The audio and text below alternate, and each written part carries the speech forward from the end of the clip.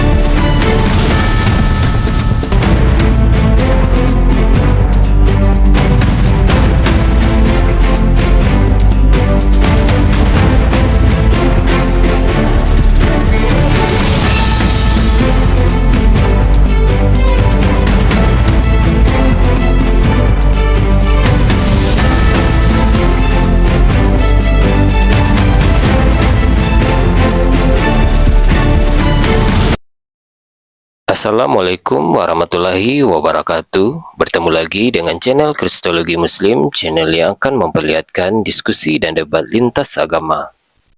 Pada kesempatan hari ini, semoga kita semua dalam keadaan sehat walafiat, selalu diberikan kesehatan, dan segala macam urusan dilapangkan, dipermudahkan, dan dilancarkan seperti apa yang diharapkan, dan juga diberikan segala kecukupan ekonomi, rezeki yang melimpah yang tidak pernah habisnya dari Allah Subhanahu wa Ta'ala.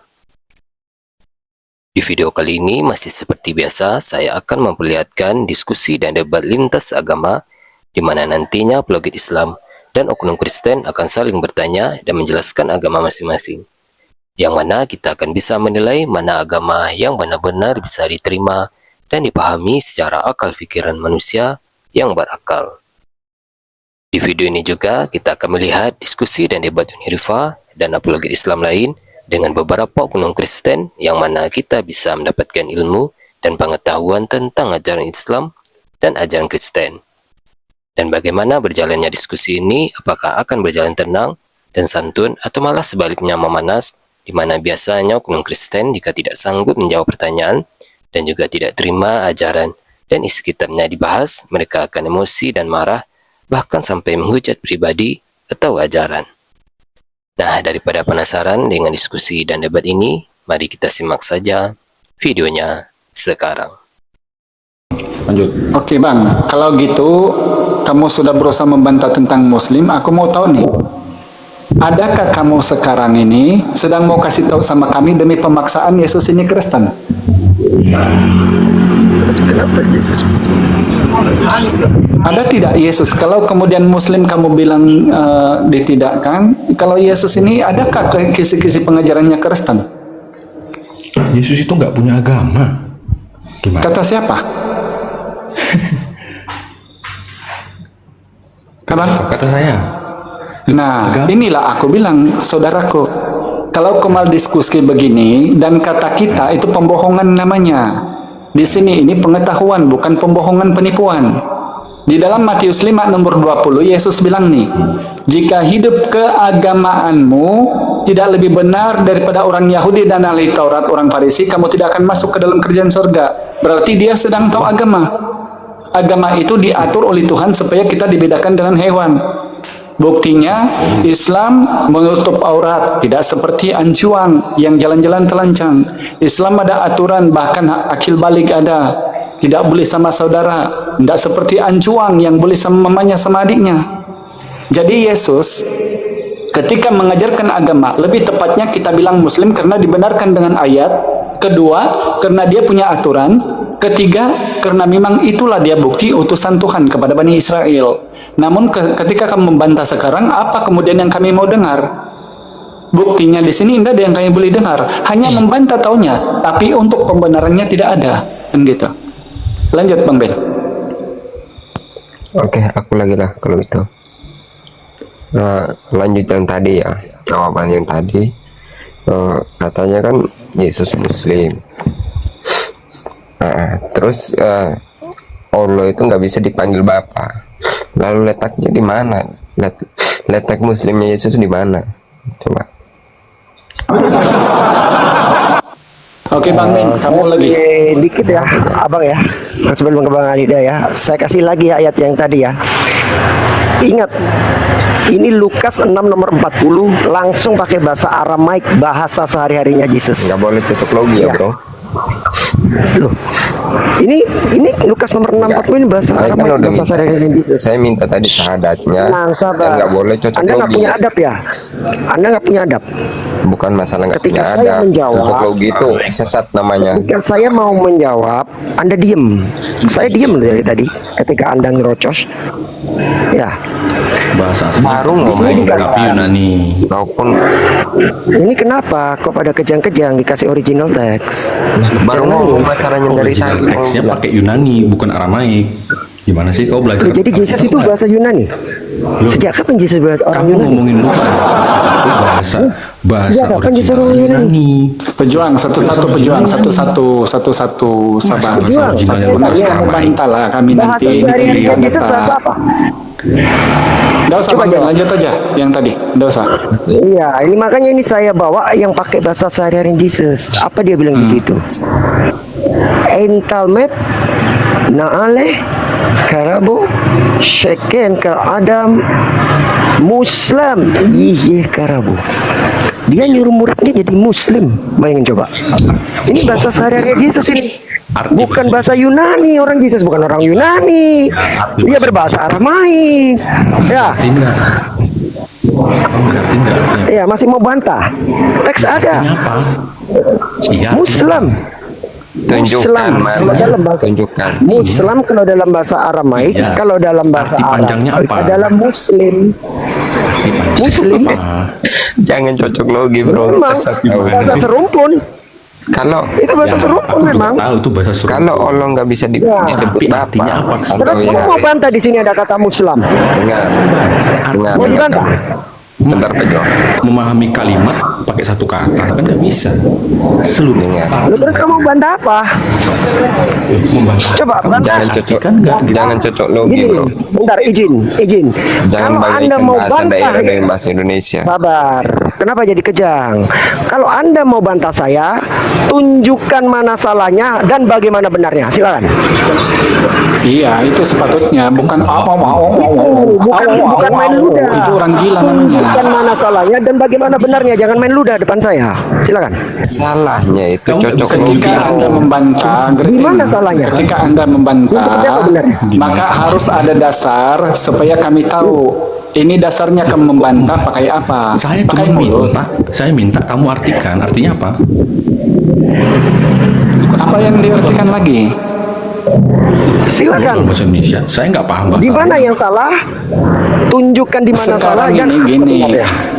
Bang Ben ini membacakan bahasa Arab, nanti kamu dikasih tahu. Jangan sok tahu pula kamu. Kamu ini sudah Iya, beruntung artinya loh. apa? Kami mempersiapkan fasilitasi orang-orang Kristen ini yang memang tidak tahu apa-apa, yang taunya hanya bercakap, yang meruyan merapu merungul, di kumal kami untuk bertanya. Tapi izin, apabila orang Islam menjawab, bila kamu menyanggah, harus ada juga kebenaran yang kami dengar. Jangan hanya taunya jangan enggak, tapi hanya tidak Memang yang ada dicakap. kebenaran yang nggak Dasarnya disampaikan. tidak ada. Kan nggak ada nyampein kebenaran kok. Oke, sekarang Kan klaim semua. sekarang gini, aku yang tanya sama bilang kamu gitu, berdua kan? Kristen, satu Dulu. pertanyaan aja, boleh?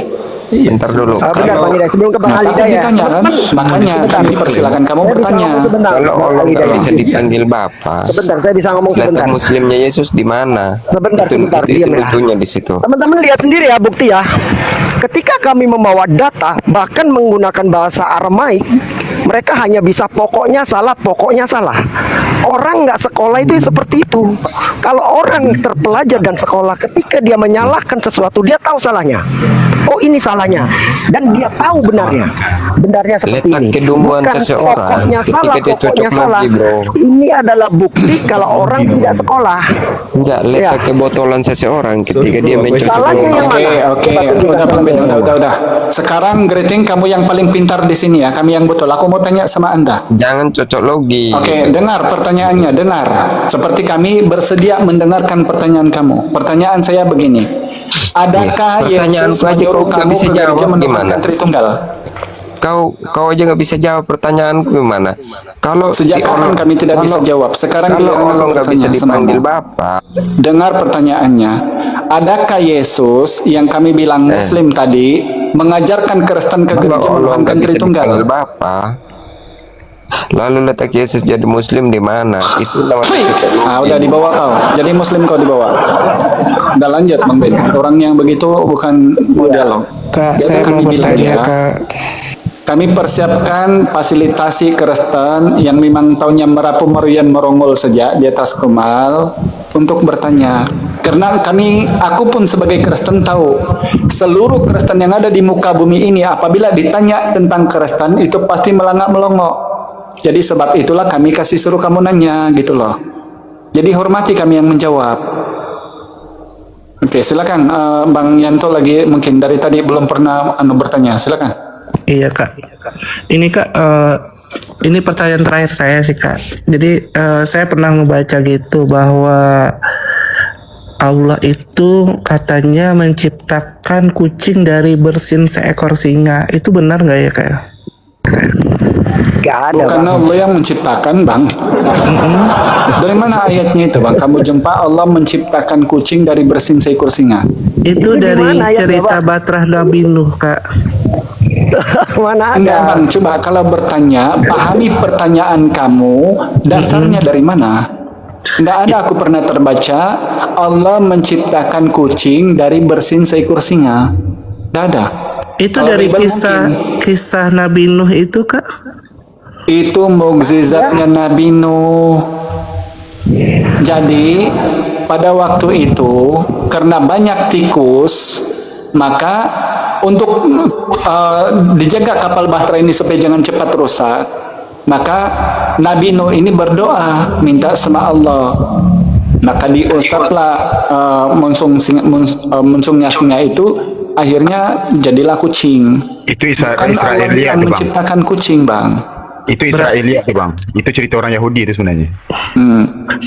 Berarti kucing itu asal pertamanya dari bersin seekor singa ya Kak. Iya. Masuk akal, masuk akal. Israeliat nggak ada di Quran. Emang nggak ada di Al-Quran? Soalnya saya pernah dengar itu ada di Al-Quran katanya. Oh enggak ya? Nggak ada. Bang. Nggak ada di Quran. Itu kisah-kisah Israeliat. Nggak ada pernah ada Itu di kisahnya Quran. begini bang.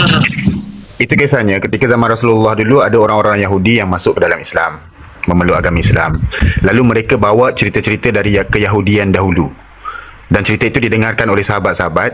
Dan Rasulullah tidak mengatakan iya, Rasulullah tidak mengatakan tidak. Dan bukan Rasulullah yang bawa cerita itu. Sebaliknya adalah orang-orang Yahudi, Israeliat. Begitu.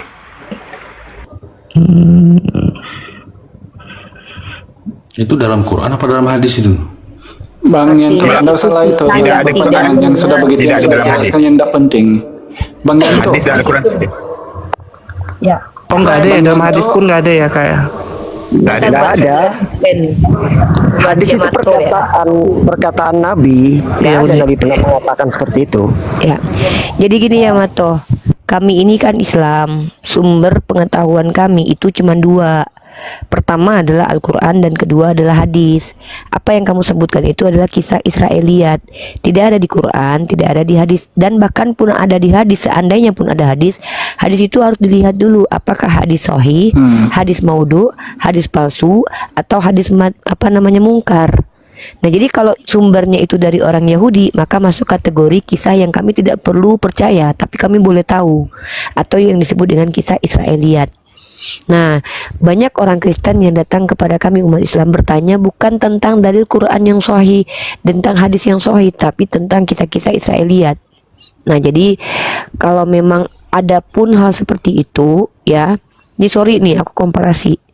Sebenarnya lebih masuk akal kalau singa itu bersin keluar kucing daripada manusia ngeden keluar Tuhan, itu lebih masuk akal. Ya, seandainya kita ini mau jujur-jujuran deh. Tapi saya nggak mau ke sana lah. Saya nggak mau ke sana.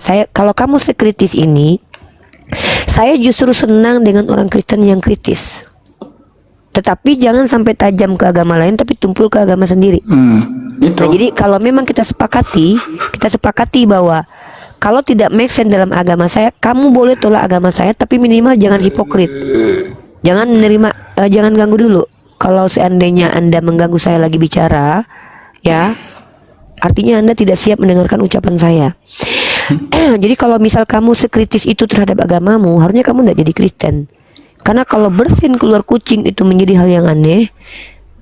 Tolong dong, Kristen yang di sini sudah dikasih tempat untuk bertanya, bahkan kami hormati, tolong kalau mau ketawa di mute aja. Soalnya saya lagi ngomong tuh terganggu, kedengaran suara desahan napas kamu dan ketawamu. Padahal nggak ada yang lucu. Di mute dulu aja bang pejuang, di mute aja ya. Nah, jadi begitu ya Mato. Kalau seandainya kita pakai logika beragama, harusnya kamu udah jadi Kristen. Karena dalam Kristen itu banyak nama aksennya, seperti ada perang naga di surga, seperti Yeshua memberhentikan matahari, si Bileam bicara dengan keledai. Itu tidak masuk akal semua. Tetapi kalau kamu betul-betul sekritis ini, saya malah pikir kamu ateis. Nah, tapi justru kamu Kristen, tapi tajam kepada agama Islam atas literasi yang tidak jelas, tapi kemudian menjadi Kristen dengan diksi-diksi di Kristen yang justru lebih kacau balau lagi. Nah, ini cara berpikir aja ya. Jadi buat saudaraku Yamato boleh bertanya kok. Tapi tolong pertanyaan dan jawaban kami itu bermanfaat buat kamu secara pribadi aja, walaupun mungkin untuk yang lain nggak bermanfaat. Nah gitu. Jadi adil ya. Jadi suka Ya, saya silakan. kritisnya Yamato ini suka. Harusnya ketika Yamato mengatakan, oh tidak mungkin ada singa bersin keluar kucing, harusnya Yamato juga berpikir tidak mungkin ada manusia melahirkan Tuhan. Ini kalau Yamato kritis. Make sense nggak ada manusia melahirkan Tuhan? Sedangkan tidak mungkin ada gajah melahirkan lembu. Bahkan tidak mungkin ada singa bersin keluar kucing.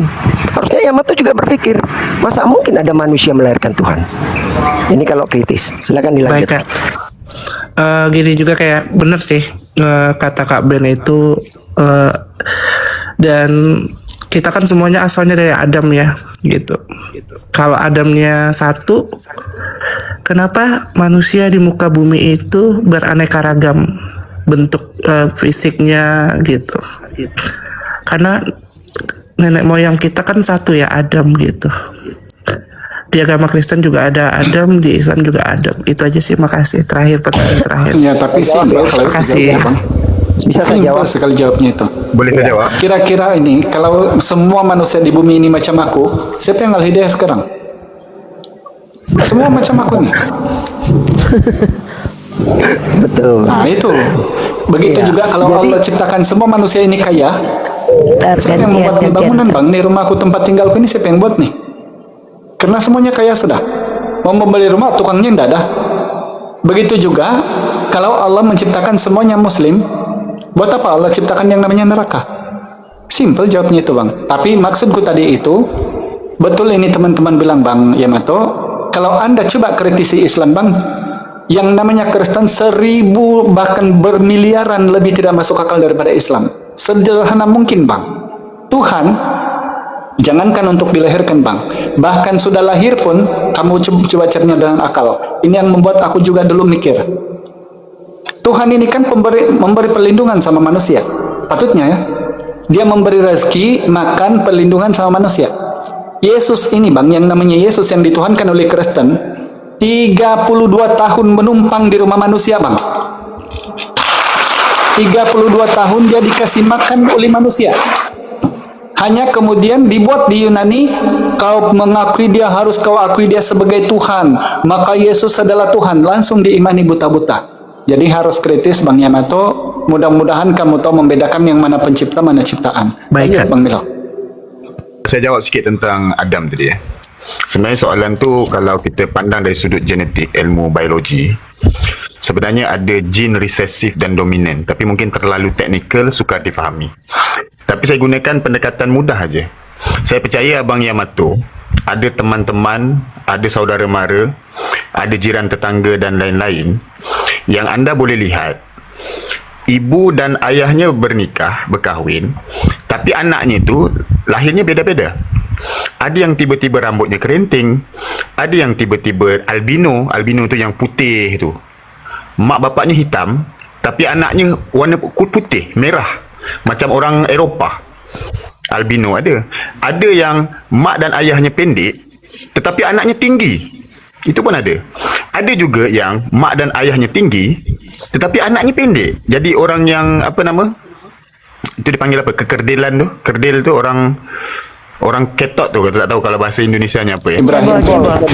Cebol. Iya.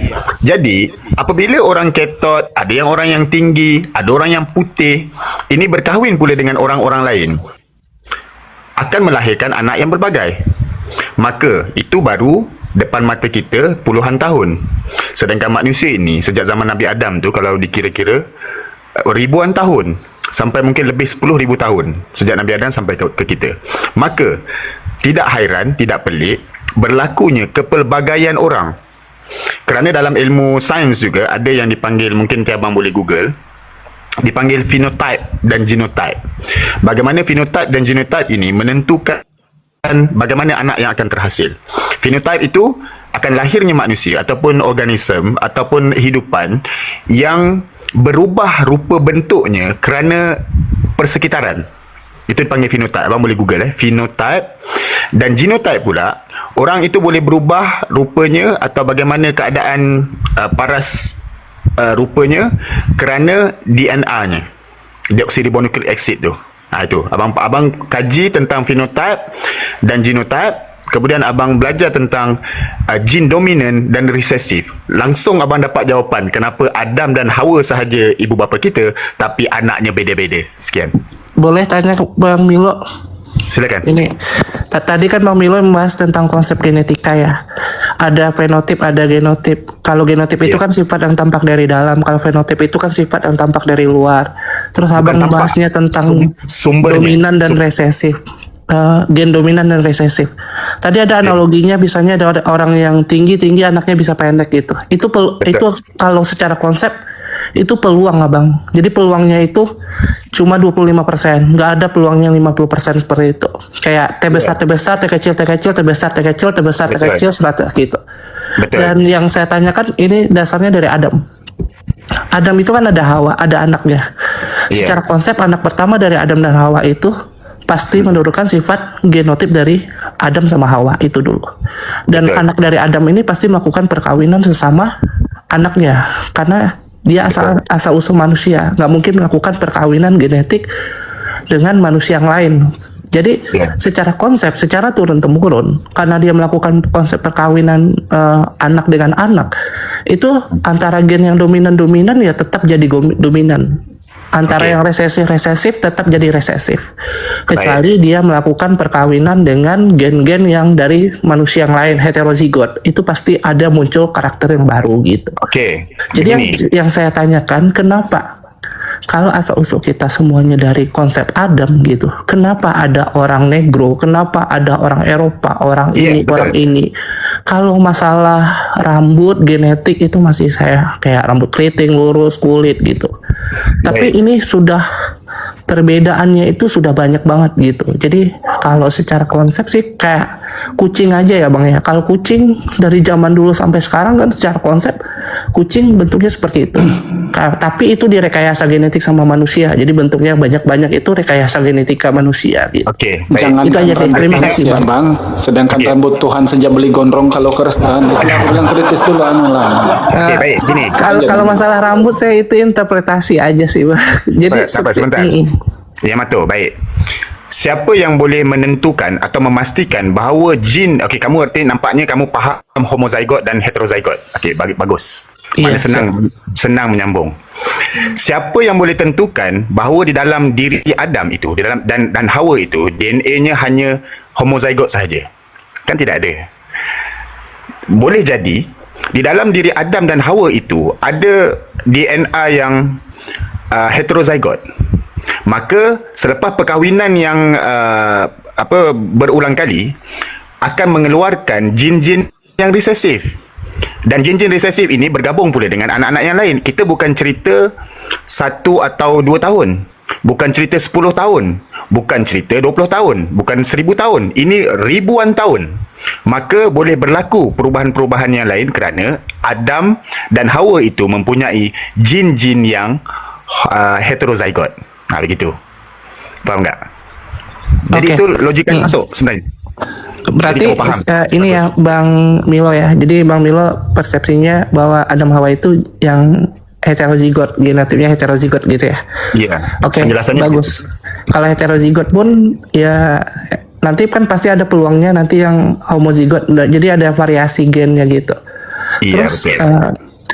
Adam itu kan ukurannya itu tingginya 30 meter. Saya nggak masuk logika gini, kayak terlalu tinggi gitu. Jadi kayak secara konsep sih manusia tingginya 2 meter gitu. Apakah emang zaman dahulu itu tinggi manusia segitu dengan umur yang panjang sampai ribuan tahun atau 800 tahun gitu? Itu gimana konsepnya itu, Bang? Jadi cuma dari dulu saya bertanya itu sih. Jadi belum kejawab sih gitu. Iya. Sebelum Mohon bang boleh dijelaskan. menjawab, aku jawab simpel saja. Sedangkan Iya, Tuhan makasih. saja bang boleh menjadi anak bang, maha pendek bang. Dia maha Jadi itu besar, maha sebenarnya tinggi gini. loh. Kenapa boleh jadi maha kecil gitu, anak orang lah. Ada yang namanya seleksi alam, Bang. Kalau Anda kelihatannya Anda orang sains kan? Oke. Iya kan? Kalau Ada seleksi yang alam, namanya seleksi alam. gini, kalau seleksi alam itu ada dua Selection. kelompok gitu, ada yang bertahan, ada yang enggak gitu. Tapi kan Iya. juga ada konsep seleksi alam di Seleksi sini. alam, Anda tahu teori Lamarck kan? Lamarck itu teori adaptasi, bukan teori seleksi alam. Mohon dibedakan. Kak. Adaptasi itu salah satu bentuk dari seleksi alam, Bang. Betul. Adaptasi sama seleksi Anda alam tahu sedikit teori Lamarck, berbeda. kan? Mohon maaf. Ya memang tidak Jadi, sama persis. Jadi Benar. Lamarck itu dia adaptasi, ketika- kalau Darwin itu seleksi alam. Kalau seleksi Iya, alam gitu. itu ada yang menang, ada yang kalah. Kalau adaptasi itu ada yang mengalami perubahan use and discuss Sekarang dalam gini. sebagian organ. Coba gantian. Sekarang gini, Bang. Karena kalau bentar Bang Ben. Coba Bang Ben bisa dengarkan si Yamato nggak? Soalnya kalau saya tengok takutnya nggak doubling gitu loh. Nah, jadi setelah satu bicara, yang satu bicara karena saya yang pakai handset terganggu dengan banyaknya suara. Jadi biar kita dapat clear.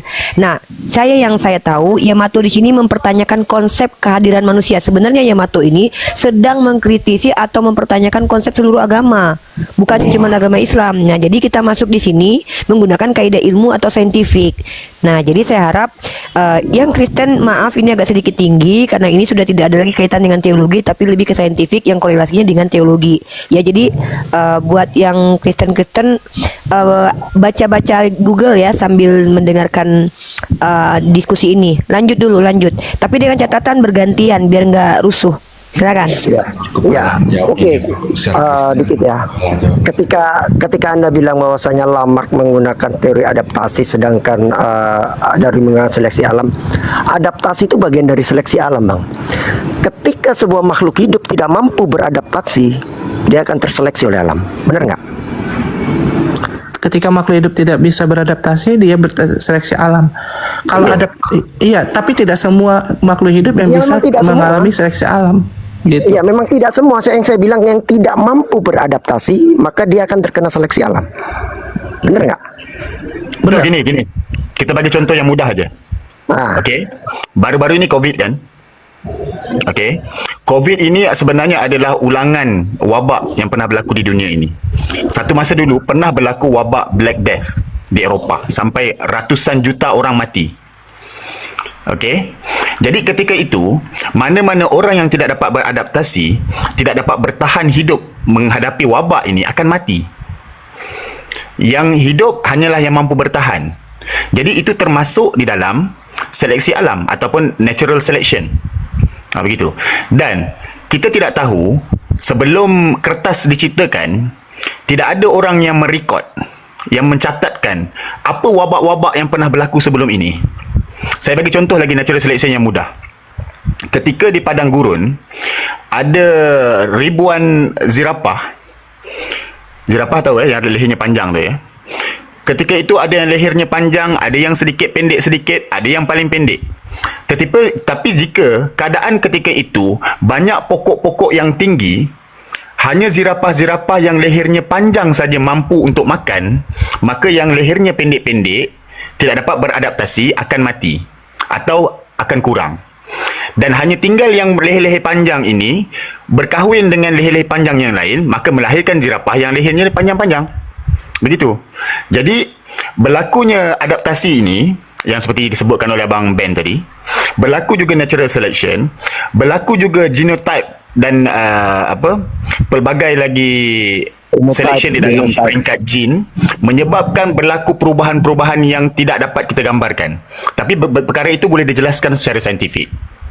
Maka mungkin, dan sebenarnya lebih banyak lagi Bang Yamoto, dunia ini kita faham dia mengalami ekosistem penyeimbangan.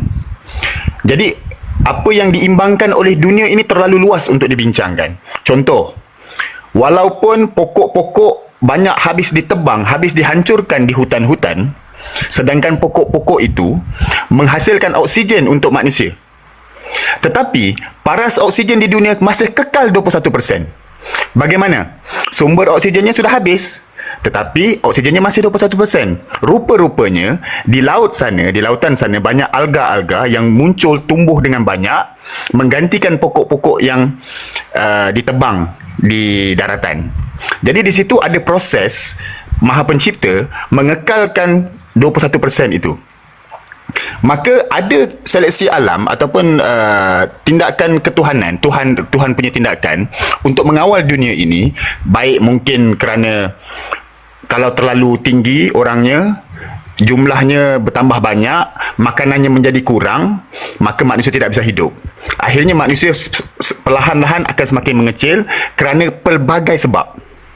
Begitu. Mungkin kalau dari segi saintifiknya begitu, Abang Yamoto. Oke, Bang Milo, ini ya. Tadi kan ngebahas jerapah ya. Kalau adaptasi itu awalnya itu jerapahnya itu kelompoknya cuma leher pendek. Karena pohonnya tinggi itu selama-lama, jadi lehernya jadi panjang. Tapi itu diturunkan, diwariskan. Berarti yang konsep yang adaptasi. Kalau seleksi alam ada yang menang, ada yang kalah. Itu contoh. Terus pertanyaan saya sampai sekarang saya nggak pernah nemuin fosil Adam itu yang 30 meter, tidak pernah ada bukti sains yang menemukan bahwa ada fosil manusia 30 meter. Sementara yang kalau ngebahas tentang jerapah sudah ditemukan ada fosil jerapah leher pendek dan leher panjang nih Bang gitu. Itu yang adaptasi. Jadi kayak kucing, kayak kuda pun sekarang sudah ditemukan. Dulu kuda itu sebesar ukuran kucing dan sekarang udah besar. Jadi itu ditemukan fosilnya. Tapi sampai sekarang saya belum pernah secara saintifik belum pernah menemukan ada fosil manusia yang tingginya 30 meter atau 10 meter gitu Bang. Saya masuk di sini boleh tak? Sedikit Bang Milo sekejap. Boleh, silakan. Jadi saya mau membawa cara berpikir lagi nih sama siapa namanya, sama Yamato. Dek, saya mau ngasih tahu dari tadi ya bahwa kebenaran itu dalam dunia, sorry kalau berisik di sini bentar. Kebenaran itu dalam dunia saintifik pun, apakah semua sudah terbukti secara empirik? Tentu tidak. Dunia makrokosmos, dunia mikrokosmos, kan tidak semua yang terbukti secara empirik tapi dipercayai keberadaannya karena adanya perumpamaan atau ada analogi atau ada uji atau analisis yang seperti yang dilakukan oleh Einstein. Bukan berarti dia melihat galaksi kan, kalau galaksi itu ada. Artinya dalam dunia saintifik saja, dalam dunia material saja, belum semua terpecahkan misteri dunia ini. Itu saya mengajak cara berpikir aja. Jadi kalau kebenaran itu bersandarkan kepada saintifik, Dek, maka kamu tidak bisa menjadi orang bertuhan. Karena Tuhan sendiri tidak bisa empirik, tetapi rasional. Nah, jadi kebenaran itu tidak bisa disandarkan keseluruhannya dalam dunia saintifik. Ini tercermin dalam perkataan Quran. Bismillahirrahmanirrahim. Zalikal kitabul la raiba fihi hudal lil muttaqin allazina yu'minuna bil ghaib Makanya Allah berkata bahwa Al-Quran itu petunjuk untuk orang bertakwa. Siapa mereka yang bertakwa? Di antara sifat orang bertakwa, percaya kepada sesuatu yang goib. Apa yang goib? Kalau Al-Quran sampaikan informasi 100 informasi dan ternyata 60% 60 informasi terbukti secara saintifik, kenapa kamu masih tolak yang 40% atau 40 informasi? Nah, jadi rasionalitas kita itu, ya cara kita berpikir itu menentukan, juga bisa menentukan mana benar mana salah. Nah, Nabi Muhammad sudah banyak menyampaikan informasi yang bahkan tidak terbantahkan dalam dunia saintifik. Harusnya secara rasional kamu berpikir, ini orang siapa? Kenapa orang ini bisa menyebutkan sesuatu yang bahkan tidak bisa ditemukan pada zaman itu, kayak USG, masalah astronomi dan segala macam. Tapi ternyata kesinambungan ucapan Al-Quran dengan dunia saintifik banyak yang terbukti kebenarannya. Taruh kalau 100% informasi Al-Quran, 60% terbukti secara saintifik, 40% tidak terbukti. Bukan berarti tidak terbukti, tapi belum terbukti. Belum, ya. Nah, jadi kenapa harus ditolak yang 60%? Kenapa harus menyangkal hanya karena 40% atau 20% belum terbukti? Sementara dalam dunia metafisik, dalam dunia fisik, dalam dunia saintifik pun belum semua terbukti keberadaannya secara empirik. Nah, jadi saya hanya mengajak Yamato bahwa menjadi orang kritis, menjadi ilmuwan itu bahkan diperintahkan dalam Quran. Bahkan Allah berfirman, afala yataqilun, afala yatadabbaru, apa kamu tidak berakal, apa kamu tidak merenungkan, mengobservasi, tafakkaru, berfikir. Artinya sebenarnya kami diperintahkan menjadi orang seperti kamu, berpikir, tapi bukan menafikan perkara-perkara yang tak mampu kita fikirkan, karena ingat, kita terbatas. Dulu siapa yang bunuh diri gara-gara dia belum bisa membuktikan keberadaan atom, tapi dia percaya atom itu sudah ada. Baru setelah itu Einstein muncul dengan teori relativitasnya. Jadi artinya dalam dunia saintifik pun para ilmuwan itu ada yang sudah percaya kepada sesuatu tapi belum bisa buktikan secara empirik. Nah, dalam beragama, Dek, kita tidak bisa menggunakan akal keseluruhannya, tapi kita juga harus menggunakan yang namanya kaidah rasional juga. Nah, dalam pertimbangan akal, keberadaan Tuhan itu tidak bisa diempirikan, tapi bisa dirasionalkan. Nah, salah satu kaidah ilmiah dalam ilmu pengetahuan itu salah satunya adalah berpikir rasional. Nah, jadi saya senang dengan ada orang Kristen yang belajar saintifik untuk membuktikan sesuatu itu benar adanya, bahwa sesuatu itu terbukti secara ilmiah. Tapi ingat, dunia saintifik pun masih penuh dengan misteri. Makanya ada istilah, makanya ada istilah God particle God. Dunia makrokosmos masih penuh dengan misteri. Dunia mikrokosmos, dunia fisika kuantum masih penuh dengan misteri. Kenapa dalam dunia saintifik boleh penuh misteri? Kenapa dalam agama tidak boleh? Sementara dalam agama lah yang seharusnya kaidahnya itu penuh dengan sesuatu yang misteri. Kenapa? Kita bicara sesuatu yang transenden, yang memang diklaimkan transenden. Nah, jadi saya senang nih Yamato, mungkin bisa ngobrol dengan banyak dengan Bang Milo perkara saintifik yang ada korelasinya dengan agama. Tapi ingat ya, kami umat Islam tidak dibenarkan menyandarkan kebenaran itu dari hasil pemikiran manusia saja. Karena Quran itu bukan hasil pemikiran manusia. Perbedaan Al-Quran dengan pemikiran manusia adalah, kalau pemikiran manusia lintas zaman, lintas orang untuk menemukan satu teori atau hukum, tapi Quran ya tidak perlu dikaji dulu, diberikan kebenarannya, baru kebenarannya itu setelah disampaikan baru kaji. Kalau bertentangan silakan tolak. Tapi kalau dunia saintifik diuji coba dulu, nanti gagal lagi, teori baru muncul, kemudian terbantahkan teori lama. Ada kekurangan dalam setiap penemuan gitu loh. Tapi kalau yang kebenaran mutlak dan absolut, itulah kebenaran yang pertama datang dengan klaimnya, namun kemudian udah ribuan tahun diuji dan tak terbantahkan. Kenapa tak terpikirkan menerima itu sebagai kebenaran? Nah, ini cara berpikir. Saya bukan membenarkan bahwa Al-Quran itu adalah kitab saintifik, saya tidak membenarkan. Tapi di dalam Al-Quran, klaim Quran itu terbukti banyak secara saintifik. Begitu. Silakan lanjut dulu, Bang Milo dan Bang Al. Atau mungkin saya boleh ringkaskan penjelasan Uni yang panjang lebar itu begini. Belum terbukti bukan artinya salah atau palsu. Belum. Kerana banyak perkara dalam contohnya dalam Al-Quran yang dulu belum terbukti tapi akhirnya terbukti. Contohnya seperti nasiatin kazibatin khoti'ah. Bagaimana Al-Quran menyebut ubun-ubun yang berdosa, ubun-ubun yang menipu. Dulu tidak terbukti, orang tak faham. Tetapi selepas adanya kajian tentang otak, maka akhirnya kita tahu tempat menipu itu di ubun-ubun, iaitu prefrontal cortex. Contohnya begitu. Dulu disebutkan dalam Al-Quran, fasa kegelapan di dalam rahim ibu itu 3. Telah kami jadikan kamu dalam 3 fasa kegelapan. Dulu Rasulullah, sahabat-sahabat bukan ahli sains, mereka tidak faham apa maksud 3 fasa kegelapan. Tetapi sekarang penemuan sains telah membuktikan bahawa memang ada 3 fasa di dalam rahim ibu. Contohnya begitu. Begitu juga tentang langit 7 lapisan dan sebagainya. Banyak yang dulu orang tak faham, tapi akhirnya orang lebih faham. Begitu juga pernah ada satu sabda Rasulullah yang mengatakan ke dalam khutbah wida. Rasulullah berkata begini, hendaklah kamu yang ada di sini, ni di depan ribuan orang menyampaikan ajaranku kepada orang-orang yang tidak ada di sini. Dan mereka kemudian akan menyampaikan kepada orang-orang lain. Seterusnya kamu sampai menyampaikan sehingga akhirnya nanti orang yang terakhir menerima ajaranku lebih faham berbanding kamu yang menerima terus dari aku.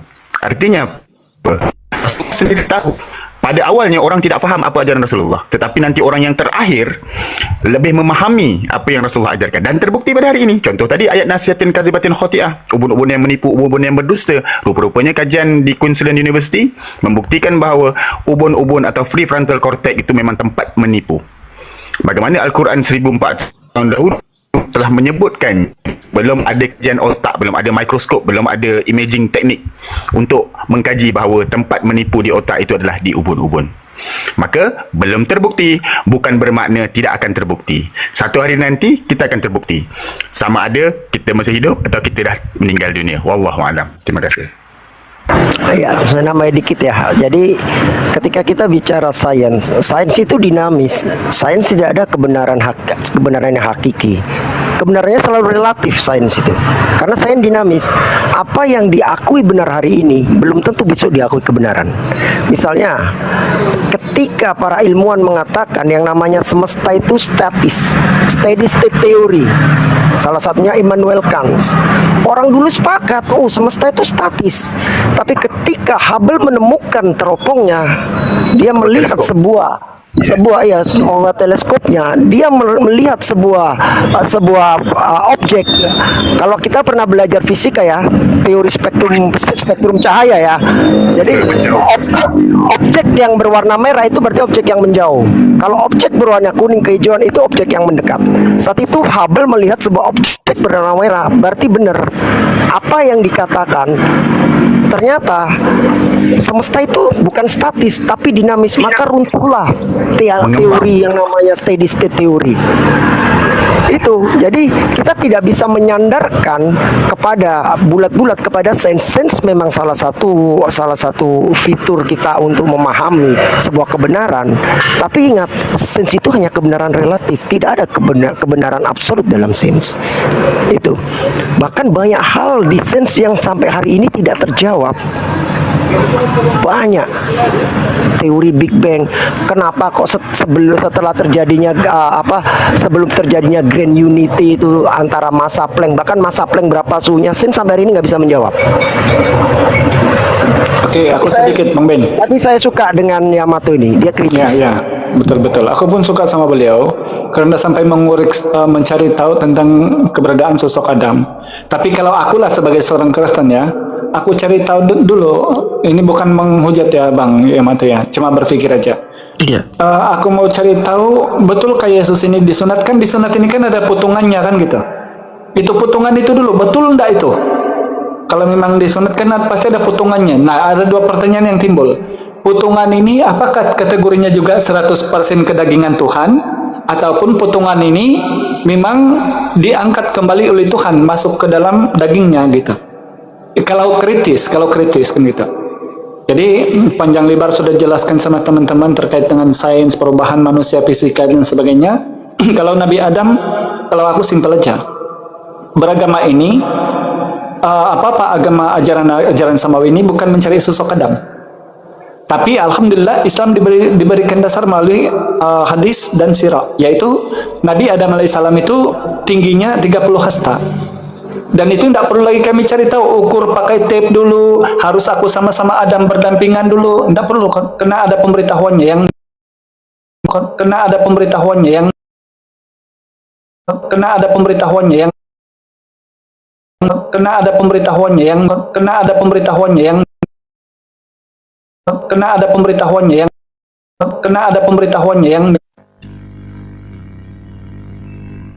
Ada berungkat.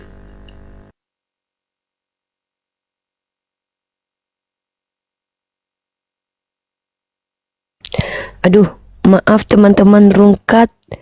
Aduh, kok bisa rungkat? Naik lagi Bang Al, maaf Bang Al. Rungkat. Ini roomnya rungkat. Naik lagi ya Mato. Kok aku di-kick ini Uni? Tak ada aku kick. Tak Aku ada sedang ngomong kok di-kick. tak ada aku kick. Naik lagi. Room. Ingatkan Enggak, kena. ini menyelam, mungkin ada telepon KWA mungkin. Enggak, Memang mau rongkak. kirim. Belum itu Bang Milo, Bun TF sama Tante Mika. Baru ingat, besok kan dia Oh, balik. gitu. Ya. Ah. Nanti sebelum tidur pun boleh. Jadi saya pindah Jadi ke ini itu. apa masalah ini Uni? Kok jadi gelap begini nih? Hah? Aduh. Masa? Iya, Masa, Bang? aku enggak jelas. Saya kalau nampak nih. nampak. Turun dulu naik keluar balik dulu bang. mungkin. Keluar dulu Bang Maaf Mas. kok bisa rungkap nih. Iko Yamato pindah ke Bang. Mbak aku. Pindah ke Bang dia. Yo nih. Uni Ini pindah ke sayang. Brimo. Uni pindah ke Brimo mau transfer. Tapi bagus nih. Oh iya nih. Bang Yamato nih bagus. Bang Yamato nih bagus. Iya, artinya gini, dia itu Awak orang pertama- Minang juga nih. Oh, orang Minang dia Bang Milo. Oh, Minang iya. lah Minang. Tapi ya sabi orang Minang, orang Padang sih. Orang Kristen tak ada yang Minang. Orang Tapi kok Kristen dibully wak nih. Orang Kristen nggak ada Pinang. tak boleh Bang, karena Minang itu suku. Jadi suku Minang itu syaratnya itu adat Basandi syarat bahasa Harap kita bahasa bola. di kita bola. Jadi mungkin Yamato ini mungkin murtad atau tak tahulah kan. Saya tak tahulah. Itu urusan dia privasi lah. Saya tak ini juga. Mentawai uni. Oh, jadi dia dari Mentawai. Jadi is okay lah. Jadi gini. Kita Oh, artinya ini- dia orang luar, tinggal di Padang. Gitu ya? iya, gitulah. Oh, gitu. Tapi bisa bahasa Padang. Jadi gini deh, apa namanya? Kalau kita bicara tentang ilmu ya, seharusnya ilmu itu kan hasil penggalian dan pencarian manusia. Bayangkan ya, teori dan hukum yang selama ini kita terima itu hasil pencarian berapa tahun. Nggak ada ceritanya, walaupun ada Isaac Newton ceritanya dia duduk di atas pohon terus jatuh apel dan segala macam, tetap dia baca buku sebelumnya untuk berpikir bahwa ini ada namanya gravitasi. Nah, bayangkan ya, informasi yang adalah hasil penggalian manusia yang penuh upaya pencariannya, bahkan siapa yang bunuh diri itu yang sebelum Einstein apa yang tentang atom itu, dia bahkan membutuhkan waktu lama dan membutuhkan usaha yang maksimal untuk menemukan satu teori, dan bahkan itu pun masih dinamis.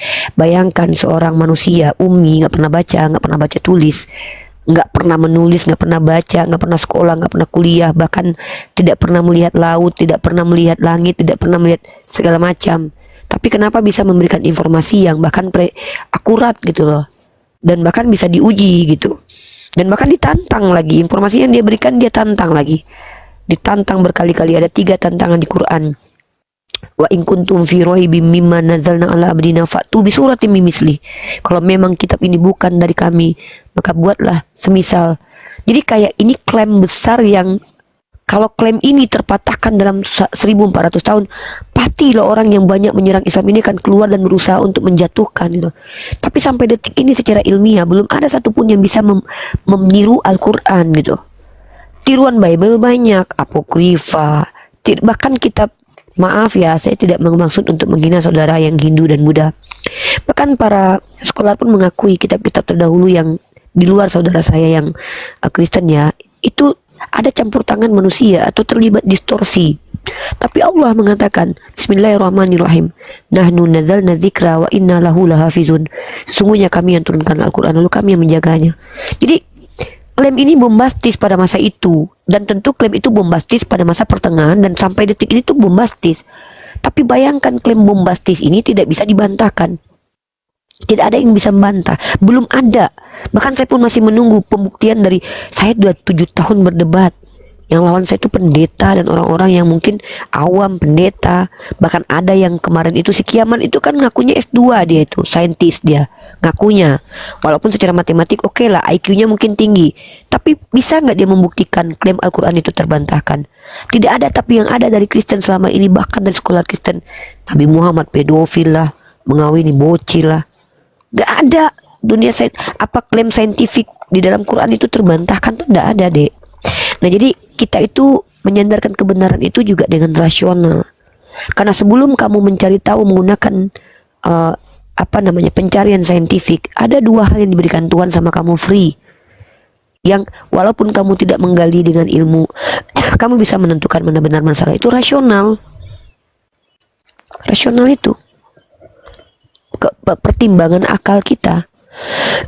Kalau Nabi Muhammad ini memberikan informasi selama 23 tahun dan informasi yang disampaikan terbukti tidak terbantahkan secara ilmu, siapa orang ini? Bagaimana dia mengatur supaya pembicaraannya itu tidak kontradiktif satu sama lain seperti Bible? Dan bagaimana mungkin ketika klaim-klaim yang dia sampaikan itu tidak ada yang bisa bantah? Kok bisa dia bisa seperti itu? Maka ini jadi pertanyaan bagi kamu yang rasional. Nah, kalau kamu sekritis ini, harusnya kamu udah jadi Kristen, Dek. Harusnya gitu. Minimal jadi ateis. Itu yang aku bilang dari tadi Minimal maksudnya. jadi ateis. Iya. Minimal jadi ateis harusnya. Karena parah, Dek. Kayak gini juga Uni, kalau ke masjid itu kan buat semua orang bisa ya, buat muslim semuanya ya. Cuma kalau kita di gereja itu kan ada kelompok-kelompoknya gitu. Jadi Iya, kayak Denom.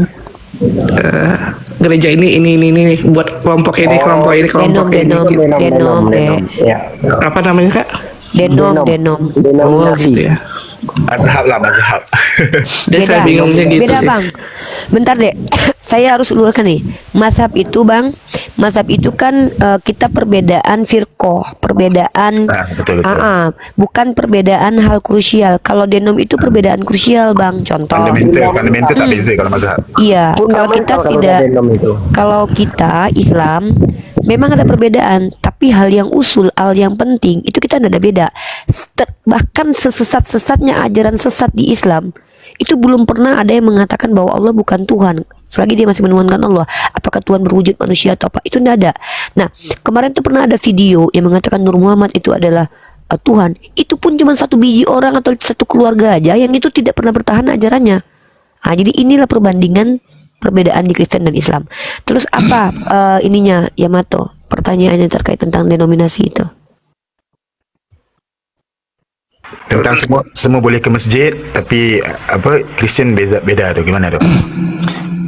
Maksudnya gini kan, kayak orang A itu kan boleh ke masjid gitu kan, walaupun beda persepsi gitu, tapi pasti bisa. Tapi kalau kita kan kayak, kalau kita di gereja A ya gereja A aja gitu, nggak bisa ke B, ke C gitu, itu susah banget gitu. Kenapa kok Islam ini bisa kayak gitu? Bisa semuanya bisa masuk gitu. Udah saya jawab tadi tuh. Kan udah saya jawab tadi. Sudah jawab tadi Jadi, semuanya. Jadi perbedaan kalau di di Islam sana Wahidah tu. itu bukan perbedaan fundamental yang bukan berbeda. perbedaan Bukannya- ketuhanan, perbedaan kita bukan. Bukan yang fundamental, bukan. Tapi- Jadi lebih kepada mungkin pada ada detil-detil ibadah yang berbeda, gitu aja. Tapi beda dengan denom. Kalau denom itu perbedaannya fundamental. Bahkan muka antara Tritunggal dengan Oneness, dengan Triteos, dengan Unitarian itu fundamental, itu sudah perbedaannya. Karena itulah antar denom nggak akan bisa jadi satu di gereja. Gitu. Aku ini Yamato ya. Dibatasi. Aku ini dulu ada ndak suaraku yang cek? Ada, room saya dibatasi. Ada. Aku ini dulu pun seorang Kristen juga, Bang. Jadi aku itu sebagai Protestan di sebelah kampungku ini, kampung Langkabung, bersebelah kampung nih, sebelah kampung. Bukan 10 batu, enggak. 2 batu jaraknya. Aku gerejaku Saint Jesus Benar, Kampung Napegang, berarti Anglican. Di sebelah kampung ini Basel. Nggak pernah ke gerejanya karena penyampaian khotbahnya beda, kebaktiannya beda, lagunya juga beda. Ini bersebelah kampung nih. Nah, apa yang terjadi coba? Kalau Kristen di Malaysia, di Indonesia ini sembayang di Kristen di Eropa. Ini aku tidak dapat bayangkan Bang ya. Ini Bang Al ini selalu suka main-main, tapi memang beranalogi ini kan supaya mudah-mudahan teman-teman Kristen berpikir. Misalnya ada lagu nih, dalam Yesus kita bersaudara. Nah, misalnya gitulah kan. Dalam Yesus kita bersaudara. Kira-kira nih, kalau kamu sembahyang di gereja India, gimana kira-kira bunyinya? Mengerti enggak kita itu? Nah itu kalau di Kristen tuh jangankan untuk tentang ketuhanan, bahkan bab-bab ajaran yang paling jelas yaitu kebaktian yang selalu diajarkan di gereja saja pun berbeda-beda gitu. Jadi kalau di Islam itu enggak, itu malah kalau saya ya melihat perbedaan di Islam macam mazhab ini justru mengukur, memberitahu sama kita manusia betapa tingginya ilmu Islam itu, karena pengetahuan mereka itu sampai tingkatan-tingkatan ilmunya yang membuat seakan-akan berbeda, padahal ketuhanannya, kitabnya, nabinya sama gitu. Lanjut. Jadi kalau kita umat Islam, saya mau sholat menjadi makmum di negara manapun, saya tahu apa yang dibaca. Sama dengan yang dibaca saya setiap hari, sama yang dibaca dengan Bang Al Hidayat tiap hari, sama dengan yang dibaca Uni Rifat tiap hari, di negara manapun. Tidak ada beda satupun. Jadi perbedaannya itu untuk hal-hal yang detil-detil kecil dalam beberapa hal yang itu tidak fundamental. Tapi kalau di dalam kekristenan yang kita tahu ya, denom itu udah berbedanya sudah fundamental. Bahkan ada yang mengatakan bahwasanya Yesus itu adalah Bapa, ada yang mengatakan Yesus itu bukan Bapa. Ben, Mikana saja sudah merubah Yesus jadi Yosua. Ya, Mikana bahkan merubah. Kak mau nanya Kak. Iya, kata Jesus itu, kata Mikana, itu artinya ini kuda jantan. Benar dalam bahasa Ibrani, karena saya tahu dalam bahasa Ibrani Yesus itu artinya ini kuda jantan. Karena Mikana baru panas-panasnya anget-anget tai ayam belajar bahasa Ibrani. Ben, berarti Mikana selama ini tidak mau menyebut Yesus sudah karena malu mungkin ya, bukan karena kebetulan ya. Karena kalau ini kuda betina dalam bahasa Ibrani itu Zot Susa. Kalau ini kuda jantan itu Yesus. Mikana siapa Kak? Mikana itu yang selalu buka kumal juga. Yamato nggak tahu. Nah, Yamato nggak tahu. Yamato ini mau tanya, udah lama nonton diskusi lintas agama belum? Selalu buka kumal tuh. Baru muncul. Baru ini. Nah, mungkin Uni kasih info sedikit. Jadi sebenarnya orang yang pertama sekali buka room diskusi lintas agama sekitar 5 tahun lalu tuh Uni, orang yang pertama sekali. Diikuti kemudian oleh orang-orang Kristen dan orang Islam lainnya. Mikana adalah salah satu orang yang setahun Uni di TikTok dia muncul membuka kemal diskusi mengajarkan kekristenan. Tapi sayangnya yang dia ajarkan itu adalah denom bidat atau sekte sempalan di dalam kekristenan Tritunggal, ajaran dari Sabellius, GO atau Oneness atau GO Jesus Only, dimana keyakinannya mempercayai bahwa Bapa atau Yahweh itu adalah Yesus yang menjelma menjadi manusia, dan Yesus yang manusia itulah yang mati di tiang salib yang juga adalah Bapa itu sendiri. Artinya dia menekankan keilahian Yesua secara ekstrim tanpa tidak mempercayai kemanusiaan Yesua. Itu namanya adalah denominasi Oneness atau GO. Nah, terus kamu akan menemukan banyak sekali sekarang ini kalau kamu masuk room-room Kristen, kamu akan menemukan pertentangan bukan dari komunitas Kristen dengan komunitas Kristen, tapi dari satu apologet dengan satu apologet. Contoh, kamu nonton Edis TV nggak? Belum nih. Yang pernah saya lihat itu dulu itu Jonathan Nandar yang bisa bahasa Ibrani. Suka Itu sih. Itu Islam. Oh iya. Itu temen saya. Biasanya saya di room dia itu. Biasanya dia sama Uni. Nah, Uni yang nanya, yang disampaikan ini adalah apologet Kristen. Nah, kalau kalau Edis TV ini dia Kristen, kemudian dia menghujat Katolik, lalu dia kabur ke luar negeri, ke Amerika tepatnya, kemudian disupport oleh banyak Kristen dan kemudian sampai beli rumah lah di sana. Tapi ajaran yang diajarkan itu ajaran yang terindikasi saksi Yehova, yaitu percaya bahwa di Kristen boleh poligami, Bible mengajarkan politeis, penyalipan adalah karya iblis, dan yang paling membagongkan adalah pengikutnya banyak, Dek. Kristen. Nah, kenapa dia diikuti oleh mayoritas Kristen?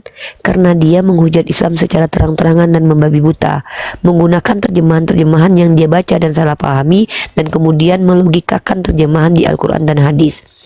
Nah, salah satu contoh materi dia yang pernah Uni hantam adalah ketika dia bilang Nabi Muhammad itu raja seks karena memiliki kemampuan 30 pria ketika berhubungan seksual dengan istrinya. Ini membuat Yesus sendiri akhirnya tertelanjangi. Sorry, ini nggak menghujat. Karena apa? Yesus sendiri memiliki kekuatan 100% Tuhan. Artinya kebanyakan teman-teman Kristen kamu di komal-komal itu justru menciderai kekristenan. Seandainya kamu menonton apologet Kristen, kamu orang yang berpikir ini, saya akan jadi ateis. Mungkin kamu nggak jadi Islam dulu karena mungkin kamu belum percaya dengan Islam. Tapi saya yakin kamu jadi ateis. Nah, ini belum lagi Saya akhiri diskusi dan debat para apologet Islam yang telah memberikan kita ilmu dan pengetahuan tentang ajaran Islam dan ajaran Kristen. Semoga ilmu yang kita dapat dari diskusi dan debat ini dapat membentengi kita dari pemutatan yang mana pada saat sekarang banyaknya misionaris-misionaris mencari muslim yang awam untuk dimurtadkan. Saya akhiri video ini. Terima kasih kepada saudara-saudari muslim semua yang telah mengikuti diskusi ini sampai habis. Sampai ketemu lagi dan nantikan video-video diskusi dan debat apologet Islam selanjutnya. Assalamualaikum warahmatullahi wabarakatuh.